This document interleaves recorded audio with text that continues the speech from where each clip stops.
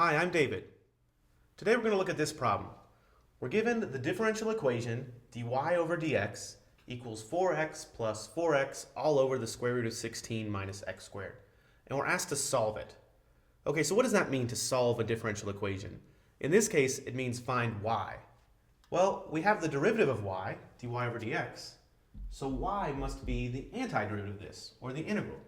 So y is the integral of the quantity 4x plus 4x all over the square root of 16 minus x squared with respect to x. Okay, so if I can solve this antiderivative, I can solve this integral, then I can figure out what y is. Well, let's see. There are a couple things we can do here. First of all, I can split up this integral into two different pieces because I really have two things going on. Can I find the integral of 4x with respect to x? And can I find the integral of this thing with respect to x? So let's do that. This equals the integral of 4x with respect to x plus the integral. Now, when I write this one out, I'm going to do it in a way that leaves some space. So I'm doing this for a reason, and I'll kind of explain that as we go on. But I'll go ahead and leave the square root of 16 minus x squared there. And instead of putting the 4x on the numerator, I'm going to put a 1 on the numerator. And I'll put the 4x down here. And then I'm going to leave a significant amount of space, and then I'll put the dx over here. Now, it's still multiplied through, so this is still the same as what I had over there, 4x over the square root of 16 minus x squared, but I've written it like that, and I'll explain why in a minute. When you're doing these problems, it's always a good idea to kind of leave yourself some space just in case you need to write some things in there, but I'll show you what I mean. Okay, let's do the easier integral first, the integral of 4x with respect to x. The 4 is a constant, so it just carries along. The integral of x is 1/2 x squared. Now, since it's the indefinite integral, I could put a plus c here, but I haven't yet integrated this thing yet, so I'll probably just save the plus c till the end. I don't want to have a plus c and then a plus c, because the addition of two arbitrary constants is still just an arbitrary constant. So I'll go ahead and hold off on that. Plus. Okay, now we want to figure out how to tackle this integral. Let's see. One thing that kind of gives me pause is that I've got this 16 minus x squared under the square root. Now, generally, if I've got a function under the square root that's not just like x or x squared or x cubed, I don't have a really good strategy for solving that right now. So I'd like to somehow simplify this 16 minus x squared under the square root. Another thing I might notice is that, well, 16 minus x squared is a polynomial of degree 2. 4x is a polynomial of degree 1. When I take the derivative of a polynomial of degree 2, I know that I get a polynomial of degree 1. Both of these kind of insights lead me to think about u substitution. I'm going to need to simplify what's under this square root, and I know that in some way the derivative of this 16 minus x squared appears up here, at least in some way, with an x to the 1 power. So let's see what we can do here. When picking a u, it's always a good idea to look at what's in the parentheses or what's under a square root. And in this case, 16 minus x squared is probably a good choice for u, because if I didn't make that u, I'd have a pretty hard time finding this antiderivative. So let's do that. I'll set u equal to 16 minus x squared and see what I get. Well, the next thing I've got to do is find the derivative of u with respect to x.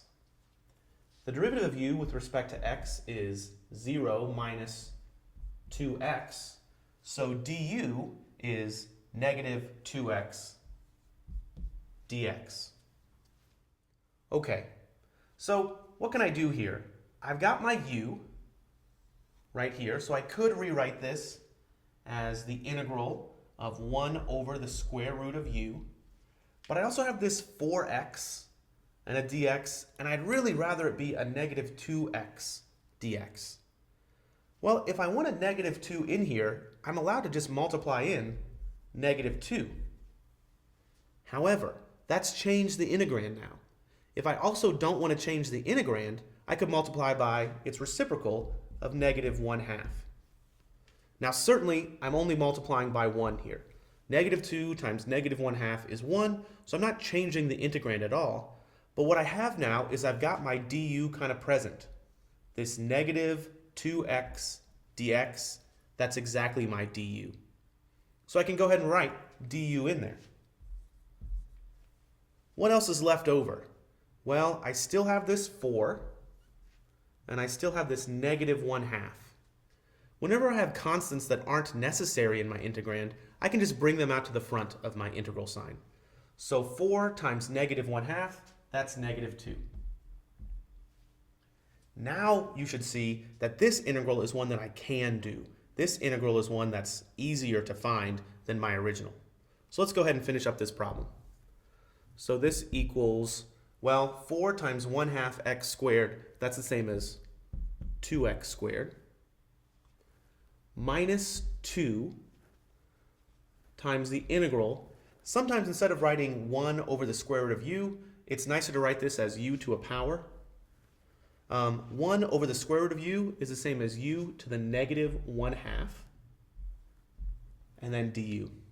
Okay, so this integral is one that I can find. So I've got 2x squared minus 2 times, well, the antiderivative of u to the negative 1/2, that's u to the 1/2 times 1 over 1/2. And now since I'm finished taking integrals, I'll go ahead and add on my arbitrary constant plus c.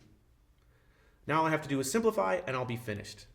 This is 2x squared minus, well, 1 over 1/2, that's the same as 2, times 2 is 4, and u to the 1/2 is really the square root of u plus c.